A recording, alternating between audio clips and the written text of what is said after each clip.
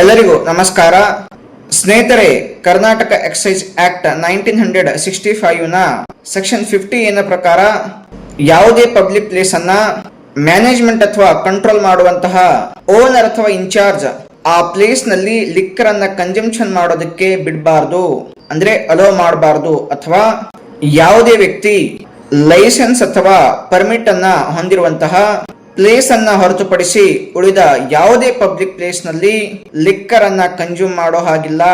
ಈ ಒಂದು ಸೆಕ್ಷನ್ ನ ಪ್ರಕಾರ ಪಬ್ಲಿಕ್ ಪ್ಲೇಸ್ ಅಂದ್ರೆ ಅದು ಯಾವುದೇ ಪಬ್ಲಿಕ್ ಆಫೀಸ್ ಆಗಿರ್ಬೋದು, ರೆಸಾರ್ಟ್ ಆಗಿರ್ಬೋದು, ರೀಕ್ರಿಯೇಷನ್ ಸೆಂಟರ್ ಆಗಿರ್ಬೋದು, ವೆಹಿಕಲ್ ಆಗಿರ್ಬೋದು, ರೆಸ್ಟೋರೆಂಟ್ ಅಥವಾ ಹೋಟೆಲ್ ಆಗಿರ್ಬೋದು, ಬೋಟ್ ಅಥವಾ ವೆಜಲ್ ಆಗಿರ್ಬೋದು, ಯಾವುದೇ ಪಬ್ಲಿಕ್ ಪ್ಯಾಸೆಂಜರ್ ವೆಹಿಕಲ್ ಆಗಿರ್ಬೋದು.